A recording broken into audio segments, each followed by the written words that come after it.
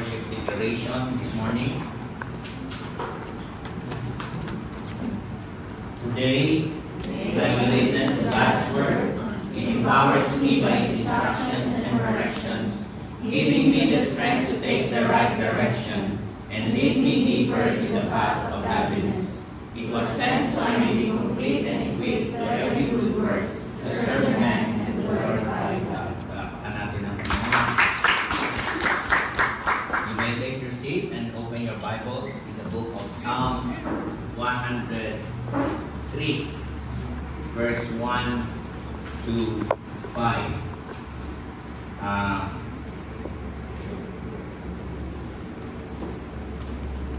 I always say mag-start ng series, so this is a series actually in Psalm 103 verse 5, verse 1 to 5. At atin ito tatalakayin, at kung wala ako, ibibigay ko ang outline sa magtuturo sa mga Bible study sa inyo, no? So that matalakay ninyo, no, through your coordinators ang sinasabi sa Psalm 103. Ito po yung benefits ng ating personal relationship with God. These are the benefits. There are 5. It says, "Bless the Lord, O my soul, and bless, and all that is within me, bless His holy name." And then he said, "Bless the Lord, O my soul," and ano? Basahin natin. "Forget not." Ibig sabihin, huwag mong kalimutan. Or you must remember. Forget not or remember all His benefits. Ano ang benefits niyo sa company niyo? Ha? Ano ang benefits niyo sa insurance yung kinuha? Sun Life, Pro Life, lahat may life. Film Life, no? Anong benefits niyo sa St. Peter pag kayo namatay? There are benefits. Do you know your benefits in the Lord?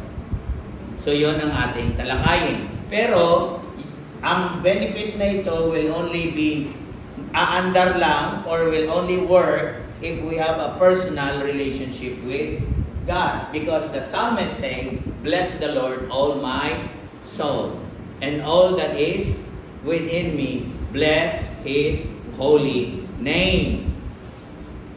Number 1 benefit is who forgives all your iniquities. Yan ang pag-aralan natin ngayong umaga. Iniquities. So unang-una yan dahil kailangan natin matanggap ang kapatawaran sa Diyos through Jesus Christ. Jesus came to die for our sins. And then all your iniquities, who heals all your diseases. Ito medyo mahirap. Ang iba maniwala na pinatawad na sila ng Lord, pero may mga Kristiyano pa rin na hindi naniniwala dyan na lahat ng sakit pinagaling na. Aralin natin yan kasi may extreme dyan eh. May extreme dyan na katuruan. But the benefit is that God heals all your diseases. Naniwala kayo niya? Hindi na kayo nag-amen. Ha? Pastor, kung nag-heal si Lord, ako, yung sister ko, hindi gumaling. Pinag-pray namin, nabilis pang namatay. So, aralin natin yan. And then, who redeems your life from destruction. That's the third one. And then, who crowns you with loving kindness and tender mercies. That's the fourth one. And what? Who satisfies your mouth with good things. You see, it's a who. It's not an it. It's a person. Not a religion. Amen? He is God who gives you the benefits. Not being a good person. Not being religious. All you have to do is to put your faith and trust in the grace of our Lord and Savior, Jesus Christ. Because the one who died there is not religion. Not even your lolo. Diba? May kwento na kayo, mas magaling lolo ko. Right? Wala. No?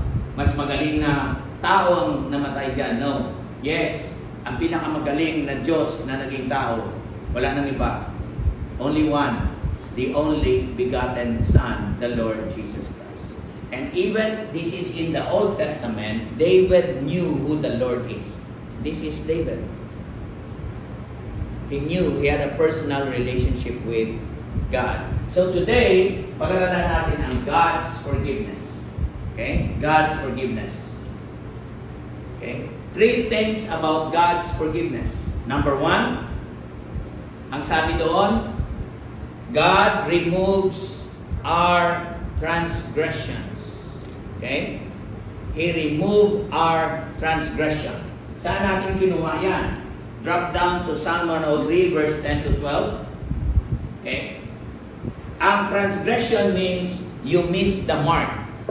Halimbawa, pag sinabing, bawal tumawid dito. Sa atin, kauwi ko lang, puro bawal. Bawal umihi dito, may umihi pa rin.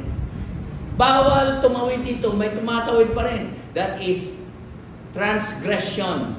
You step out of the boundary. Sex before marriage is you step out on the boundary. Nakipag-sex ka sa hindi mo asawa, kaya ang result, nabuntis ka, hindi ka pinakasalan, di single mom ka. Now, I'm not condemning you. That's sin. That is transgression. Amen? That's outward movement. So, tingnan nyo, ito napakaganda ang blessing. Pag tayo, transgression is sin. Kanina nabasa natin, iniquity, sin din ba yun? Is iniquity and transgression sin? Yes. May difference? Of course, iba ang spelling. Iba yung word. Pero aralin natin. Pero ito ang napakaganda. He has not dealt with us according to our sins. Biro mo kung dinil tayo ni Lord according to our sin, di patay tayong lahat. Sa impyerno tayo. But He didn't. Nor punish us. Tandaan nyo yan, ang Diyos hindi nagpapunish sa iyong kasalanan. He will never punish you anymore. Gusto ko tumanim sa puso nyo yan. Hello? Why? Because Jesus already paid for the punishment of your sin. So yung sabihan ka na, uy, magsimba ka man dahi, uy. Ipanish ka Ginoo kung hindi ka mag-church. No. Or i-curse ka sa Ginoo. Or magalit ang Diyos. And then punish you and paluin ka ng kung ano-ano. No? God doesn't punish us for our sin. Iba yung mag-disobey ka, so you're not walking in the covering of God, you step out, then you are a prey from the enemy. Because God loves you unconditionally. Amen. So that's praise the Lord. According to your iniquities. He never dealt or punished us. Then, for as the heavens are high above the earth, ganun din ang habag, ang mercy, ang grace ni God. What a wonderful. Toward those, there's the condition. Ang mercy niya, ang grace niya ay nasa mga tao na those who fear Him. Hindi ko alam sa Tagalog yung fear. Takot? Kasi pwede natin i-translate yan na afraid. The word fear there is you reverend God. You honor Him in everything you do. That's why it's personal relationship. Na kahit mag-isa ka, ang isip mo nagre-revere kay Lord. Hindi nagkakasala sa isip, salita at sa gawa. Hindi 100% because we are still in this body. But we revere, we put our faith and trust. That is what fear there. Hindi yun fear na parusahan ka or natatakot ka. No. It's not afraid. It's reverent fear. It's a worshiping fear. It's a fear that you respect and honor, just like your parents, and you respect and honor your husband. Kung lukuhin mo asawa mo, then you don't fear your husband or your wife. Amen? So revering God for those who revere God. And then he said in verse 11 and 12, as far as the east is from the west. So he has what? Ayan ang point number 1. Remove our transgression from us. So anong ibig sabihin ni Lord from the east to the west? So kung ikaw galing sa east, papunta ka sa west, at ako galing sa west, papunta sa east, magsasalubong tayo. Ay, hindi.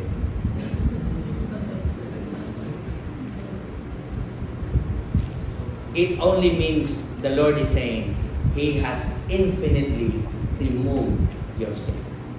Wala. That's why the Bible says, He has paid for your sin, past, present, and future.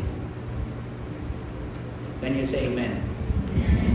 Kaya kahit Kristiyano na tayo, nilagay doon sa 1 John 1:9 that we are to go and confess our sins. Dahil kung sabihin natin na hindi na tayo nagkakasala, sabi ng Bible, we are a liar.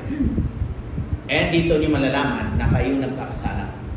Dahil i-define natin ang iniquity doon sa verse 3, iniquity, pero sa verse 12, transgression. Okay. Nilagay ko dyan, Brother Melvin, iniquity is inward motivation. Transgression is outward movement. I'll give you an example. It's like lust and adultery. Okay. Halimbawa, nakita mo yung babae. Sino may asawa dito sa kamay? Si Brother Arthur, nakita niya. Bukod, lalo na ngayon, wala si Sister Remy. Nakita siya, mas maganda kay Sister Remy. Ninanam-nam-nam niya ngayon sa puso niya. That's already iniquity. Jesus said, if you look at a woman with lust, you already committed adultery. That is already spiritual adultery. Amen. You get angry na gusto mong patayin, you already committed murder in your heart. That's inside. But if you act upon it, transgression is outward movement. Si Arthur, pinurso niya yung magandang babae. Nung nahimalayan siya, lalaki pa lang. Huh? Pinurso niya yon and have sex. Or you hated somebody, you angry, and you punch that person, that's transgression. It's the heart and the hand. That's why makikita niyo ang Bible na we worship Him with our hand, with our heart, and we lift up our hands because our hands represents our doing. So, gets nyo na kung ano ang iningwinhi and nangasyon? It's all sin. So, wag mo sabihin mabait ka. Pumupunta ka sa church, ginagawa mo naman ang duty mo, pero anong kaisipan mo, puso mo, paano ka patawarin? Hello? Because you could pretend to act in a good way, pero tulad yan, yung act in a good way, pinapakain-kain mo, ang bait mo naman sis, pero mga isang linggo utangan ka niya. Babawian ka. At hindi ka babayaran. You see? The Bible says, di ba, in Jeremiah, the heart is full of evil and deceit. Who can heal? At makikita natin na ang Bible is really perfect dahil ganito niya binayaran ang iniquity natin at ating transgression. Basahin natin sa Isaiah 53 verse 5. Okay? Basahin natin. But He was wounded. Let's stop. For our transgression. Ang wound is outward. May sugat ka? Hello? It's outward. And he was what? Bruised. Ano ang pasa? Yun yung English ng pasa, bruise. Sugat sa loob. Correct? Nabangga ka, nagpasa. Amen? Yung tiyan yung pasa ba yan o ano? Magang-maga na eh. Ha? Joke lang. Sabay ganun si Sister Maris. Maga yan, hindi yan pasa. Bruise means inside wound. For our, anong nakalagay? Iniquity. So God have forgiven you, have paid your sin inside out. The chastisement for our peace was upon Him, at yan ang sa sunod pag-aralan natin. Healing, God's healing. By His stripes we are healed. Past tense. At yan ang Isaiah, prophecy yan 600 years before Jesus died on the cross.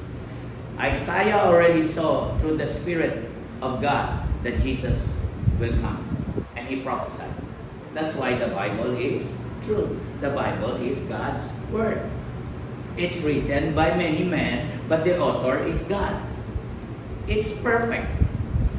It's accurate. Ang nagsulat ng Psalm, si David, ibang kapanahunan ni Isaiah. Ang 103. Amen. Hindi sila nag-usap. Paano sila mag-usap? Patay na si Isaiah. They did not talk, na isulat mo to ha. He was wounded for your transgression and he was bruised for your iniquity. No, they didn't. Can you say amen? So, but we think when we say remove, tinanggal na. Pero ito ang ating mindset, lalo na tayo ng mga Pilipino kasi religyoso tayo. Ang thinking natin ganito, meron ka doong file cabinet sa langit, no? Na pag nagkasala ka, tinitingnan ng Lord, nililista. O whiteboard na may sulat doon, Arthur. Kasalanan. Here's, I will tell you, kung yan ang mindset mo, you will go back to works, not living in grace. Tandaan niyo, we are living in grace, not works. We are saved by grace, not even by our faith. You won't have faith even if without grace of God. So yung cabinet na yon na iniisip mo yung file mo, tinapon na ni Lord yun. Wala na doon. Or, ang whiteboard mo, binura na ni Lord ng kanyang banal na dugo, like a chemical na kahit sulatan mo, hindi na pwede isulat kasalanan. Amen? That is what it means about God's forgiveness. Second, maliwanag? He removed your sin. Pero minsan, binabalik-balikan pa natin. And that's the second one. God, remember your sins no more. Okay. God, remember your sins no more. Napaka-importante nito. Isaiah 43 verse 25. I am He who blots out your transgression for my own sake, and I will not remember your sins. Hindi niya sinabi, I will forget your sins. Another verse in New Testament, Old and New. For I will be merciful to their unrighteousness or their transgression or their sins, and their lawless deeds, what? I will remember no more. Uso sa kultura natin, forgive and forget. Sino dito nasaktan? Taas ang kamay. Ang hindi nagtaas ng kamay, mga sinungaling.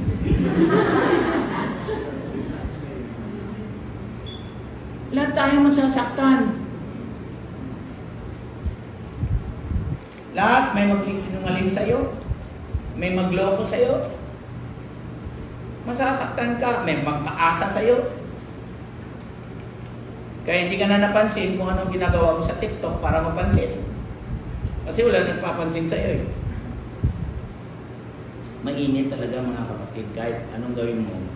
Kasi ang ano ngayon, may warning, heat wave 38 degrees. Aywan. So hindi na lang ang kaya ng aircon natin kahit mango. Manindihan na kayo. Nanindihan niyo ako? Sabi ng iba, napakainit pa ang impyerno. Bakit napunta ka ba sa impyerno? Alam mo? Wala pa to. No? Forgive and forget. But the problem with that is, God never forgets. Because the Bible teaches that God is omniscient. He is all-knowing. If God forgets, He might forget about you. But He never forgets. In fact, He knows you before He placed you in your mother's womb. That's why there's no accidental children. There's no illegitimate children. Rick Warren said, that's his code. Only accidental parents. Illegitimate parents. But there's no illegitimate children. Are you hearing me?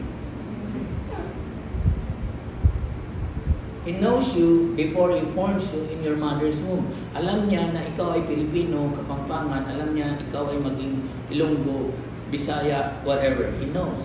He intend you to be a Filipino. Hindi mo natanong sa sarili mo, bakit Lord hindi ako naging Koreano? Hindi sana ang lapad ng mukha ko. Ha? Mamili ka, mapango ilong mo na maganda mukha mo o matangos ilong mo na malapad mukha mo. Parang plato. O hindi ka naging Amerikano. Ha? Why? Why you're an Ilocano? You did not choose that. Why you're a woman? You did not choose that. There are things we didn't choose that God ordained for us. That's why it's sacred. It's sacred, so don't change your lahi.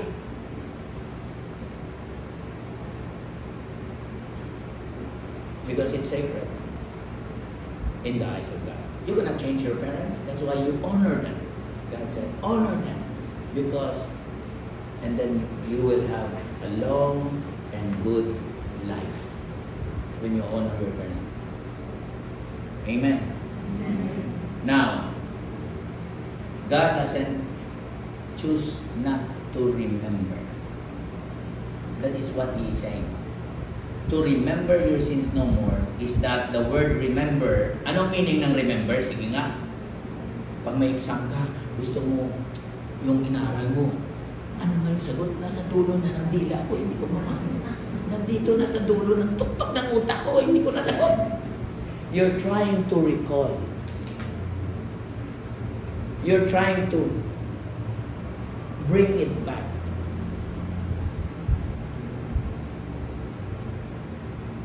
Kaya kayo na mga babae, grabe ang memory mo. Sino may mga asawa dito? O, ilang guilty kayo. Ayan ka na naman, ginawa mo nun sa akin yan. Alala ko pa. Ganito, may aksyon pa. Yan ang babae. Kaya bago siya mag-hysterical, ang tawag ko dyan, historical. Pero kami na mga lalaki, tanungin mo, ano nangyari kahapon? Ano nga ginawa natin kahapon? Pagkatulog niya, wala na, hindi na malala. Ganun ba si Brother Melvin, Sister Danema? O siya yung parang nare-recall niya lahat?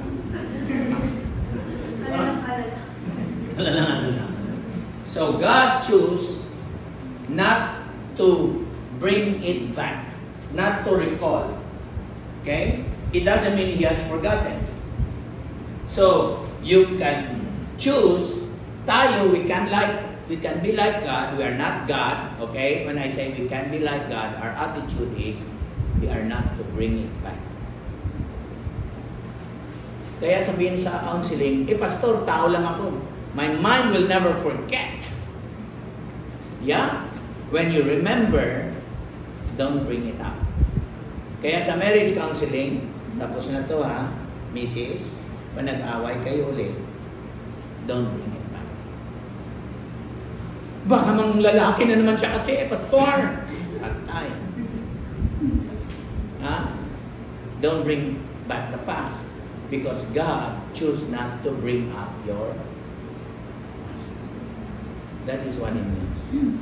He remember your sins no more. That's why God's plan for you is to prosper you, to give you a hope and a future. You don't look at your past, you look at your future. By His grace. Now, sino ang nag-bring up? Na minsan nag-worship ka. May kasalanan ka kahapon, o nung Martes, hininga mo na ng tawad sa Panginoon, dito ka nag-worship, tapos babalik. Sino yon? Sino nag-bring up? Si Satanas. Si Taning. Because he always dwells with your mind and your emotion. But the Word of God is true. Doesn't, regardless kung ano na-feel mo, ano naisip mo, the Word says, you remember your sins no more. And that is where you put your faith. Amen. Amen. Okay. So God created man, and He created them male and female. So yung God side that He forgotten is on the male. And the one who remembers always is the female. Joke lang yun, huwag niyo pa na paniwalaan. Okay? Are you listening? Hello? Yeah.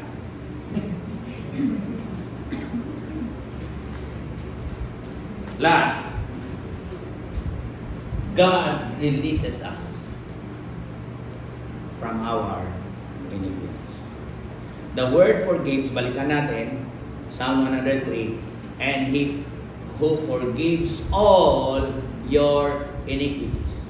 Ang meaning dyan is to release. To let go. Let go. Let go. Sino na umawit niya? Ha? Sino? Let it go. Let it go. To release. To release. No? Sa ano? Sa utang natin. Ano utang mo? For the wages of sin. Ang kabayaran ng kasalanan ay kamatayan. Pero ang regalo ng Diyos ay buhay na walang hanggan kay Kristo Jesus. Romans 6:23. So you have no more debt. You have no more debt. God will not charge you twice. A debt you owe is paid by Jesus Christ in full. Maliwanag? So wala ka ng utang. Your past and your present and your future sins is paid in full. Kaya hindi mo na kailangan sakripisyuhan eh. Sa Holy Week may mga nagsasakripisyo pa, di ba? No need na. Kasi iniinsulto mo lang ang Lord. Na parang sinabi mo, Lord, yung ginawa mo sa akin, hindi pa kompleto. Ako naman muna. Kasi kulang eh. You see? Paid in full. He released you from the debt. That's why, sino dito inutangan? Taas ang kamay na hindi binayaran? Taas ang kamay? Ako lang? Ang hindi nagtaas ng kamay, yun yung nangutang. Hindi nagbayad. Ha? Ano ang ginawa mo na dati nilista ko, inutangan ako, may mga lista ako. Tapos, pag sinicheck ko, siyempre, kasi I have accounting on my finances. Pero yung nakita ko na wala na talagang missing in action, I released that. And I said, Lord, hindi ko na to sisiningilin, pinatawad ko na to, at buburahin ko na ang pangalan niya.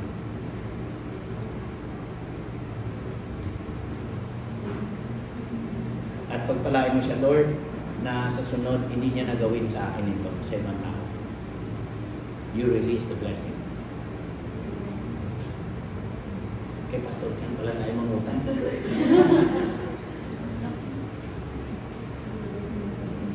Minura ko kasi it will just make me remember. And I choose not to remember it anymore. At kung sila balang araw, magkita kami. At, ay Pastor, blines ako ni Lord. Ito pala yung oats ko noon. Wow! Praise the Lord! I'll be happy for them. Dahil panabuti sila ng Diyos. So you release them. Set them free from their sin, from their death. Let go. Amen? At mapag-aralan natin yan sa redemption, yung word na yan. Because the truth is, we are slaves to sin. Alipin tayo sa kasalanan. And so, that is the meaning of release. Di ba meron kang besetting sin or tinatawag mong weakness, parang paulit-ulit? Kahit anong ginagawa mo, may feeling ka na, ako minsan may feeling ako na may attraction ako sa lalaki. Joke lang yun, wag niyo paniwalaan. We have weakness. Serious. At ingyanan ng tawad sa Lord, we are sincere about it. We are truthful about it, but we do it again. And we do it again. At sabihin mo, pasensya ka na ha, kasi pag nagalit talaga ako, ganyan talaga ako eh. Tumataas ang boses ko. You know what? God already released you from that. Stop saying that you are like that. It is the devil that makes you believe that you are like that. Hello? But God already released you. It's already paid by the blood of Jesus. And you can overcome that by the power of His Word, by the grace of His Spirit in your life. So ipag-pray mo yun, na Lord, pag nagalit ako sa sunod, make me aware na hindi na ako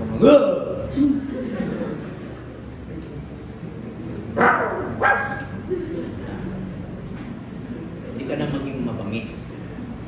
Amen? For, ang sabi ka ni, He will crown you with what? Tender mercy. Can you say amen? Amen. Here's the last verse before we pray. It says in John 20 verse 23, this verse was given by Jesus to His disciples after the resurrection. And this is what, before He said this, in verse 22, mabasa nyo dyan, that He breathed to them the Holy Spirit. And I believe, doon na born again ang mga disciples. Sa 3 years nila na pagsama kay Lord, hindi pa sila na born again. Kasi ang born again, people will be born again after the resurrection of the Lord Jesus Christ. Because in essence, Jesus is the first person to be born again from the dead, to bring back to life. No? So, and He said to them, if you forgive, ang ibang translation dyan, if you remit. Nag-remit na kayo? Di ba pag remit nyo, hindi na inyo? Unless sa account nyo. Pero kung sa GCash ni nanay nyo, ni tatay nyo, ni ate nyo, wala na, hindi na inyo. Kaya minsan pakangapuhan ka, kayo, sige ate, dyan na sa GCash mo, pakideposito na lang sa account ko para isa na lang ang charge. Nagtipid ka, napalaki pa. Ha? Ay, ate, kasi na bumawasan kasi ganito. Right? Hindi sumusunod sa usapan. Tawa ng tawa sa face. The moment you remit, you release that. It's no longer yours. And it says, if you retain it, the sins of any, they are retained. Amen? So God released us. He no longer look at you as an enemy, as a sinner. He look at you as His child. And because you are now a child, He will love you unconditionally. Amen. Are you blessed? Let's bow our heads, close our eyes and pray. Father, we thank you that you had removed all our iniquities. And we thank you that you remember, you choose not to remember our sins. Though we still sin, you choose not to remember it. Every time we ask forgiveness, your grace abound. Paul said, that's why, church, we are called. When we understand this, we will value our relationship with Jesus. And it says, He has released us from our sins. Today, kung hindi mo pa na-experience ang tunay na kapatawaran na narinig mo ngayong umaga, I'll give you the opportunity to pray this prayer. If you don't have a personal relationship with Jesus, pray this prayer before me. Say it aloud, because the Bible says if we believe in our heart and confess with our mouth that God raised Jesus from the dead, we will be saved. So say this prayer with me if you know that you are not yet, you don't have a personal relationship with Jesus. Because God already removed your sin. He is willing to remove your sin. And He is willing not to remember and release you from that sin. So, gabayan kita sa panalangin. Sabihin mo ito, Panginoon, salamat sa iyong kapatawaran. Sa oras na ito, I ask you to remove, to remember not my sin and release me from my sin. I ask you to forgive me. And Lord Jesus, I accept you right now as my Lord and Savior. This is my prayer by faith in Jesus' name. Amen. If you pray that prayer, you become like the psalmist, who will revere God and honor Him in personal relationship through Jesus Christ. So Father, we thank you for those people who prayed that prayer. We know that you welcome them in the kingdom of God. And we know that millions of angels are rejoicing right now for one soul who are saved. And for all of us, Lord, we may still sin. And we pray that those who recall it, that those who condemn us from that sin is not you, Lord. Because we read in Psalm 103 verse 10 that you did not deal with us according to our sin, or nor punish us, but by grace you sent your Son to die for us and redeem us from our sin. Salamat, Panginoon. So every time, kapatid, my brothers and sisters, when we sin, just ask the Lord to forgive you. Confess it immediately. Huwag kang manatili sa kasalanan na yan. And if somebody sin against you, makinig, kapatid. Release that person. Choose not to remember the sin of that person. Because that's the attitude of our Lord Jesus Christ towards us. And so, as His children, as believers, as His followers, He also wants us to do the same. So kapatid, kung meron ka pang bitterness sa umagang ito, gusto ko rin manalangin tayo. Kung meron ka pang taong ino-hold mo, nagkasala sa'yo, it might be their parents, their father, their mother, their brother, their sister. Pray this prayer with me right now. Sabihin mo, Lord, I release. You say the name of that person, not aloud, but in your heart, in your mind, release that person right now. Sabihin mo, Lord, pinapatawad ko siya. I choose, starting today, not to remember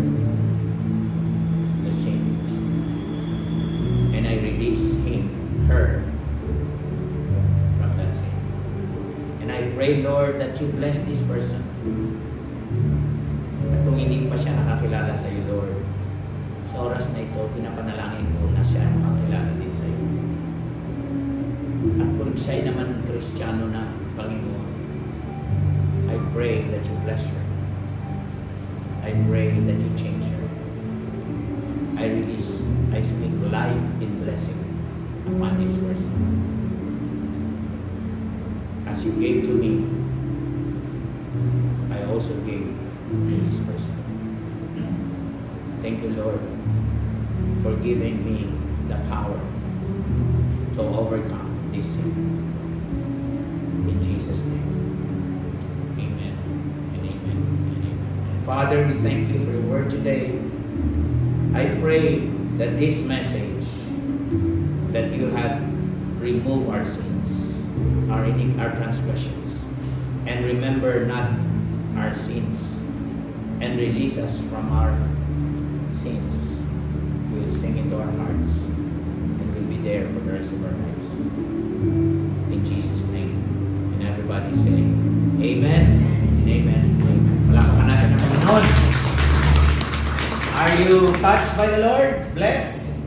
Then let's go in return to bless the Lord in our giving and receiving. So tawagin ko na ang mag-share sa atin si Brother Jason, ang ating coordinator sa Talyao.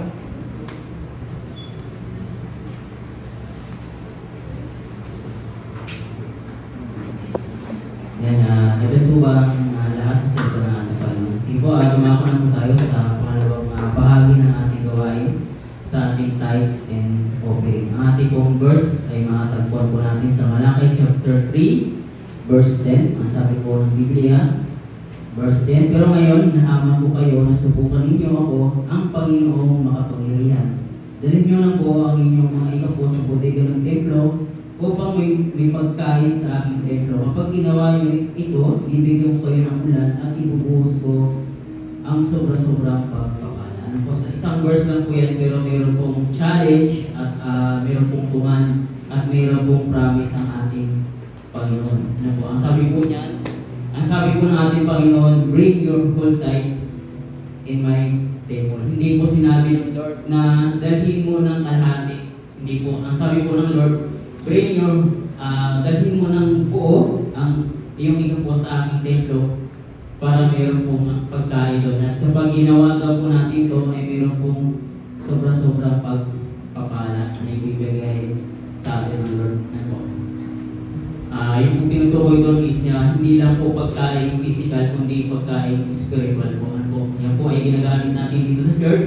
Pagbayad po ng kuryente, tubig, renta ng church. Ito po yung nagagamit ng maayos sa ating bahay panambahan. Kaya po meron tayong tithes and offering.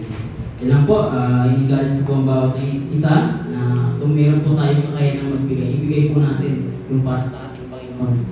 At sa wala pa pong kakayanan, pag-pray po natin na balang araw makapagbigay po tayo. Ganun din po ako mga kapatid, may short testimony po no? Po na nakakilala sa Panginoon year 2018.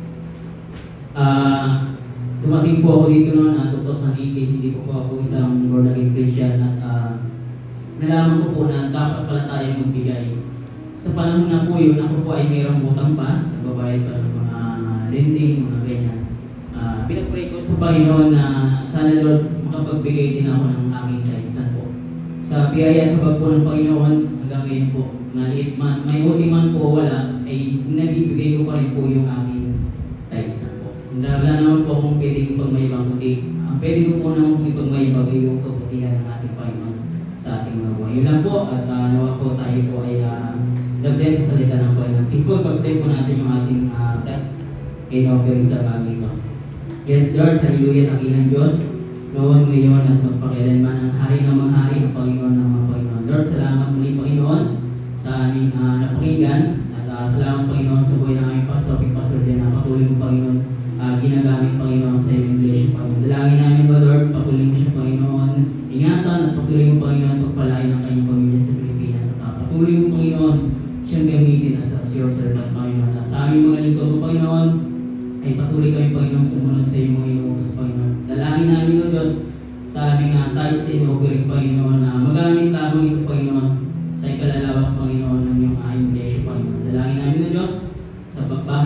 simbahan ito, Panginoon, na patuloy mo ito ng Panginoon pagpalain. Salamat muli, Panginoon. Pinupurin ka namin, Diyos, sinasamba namin.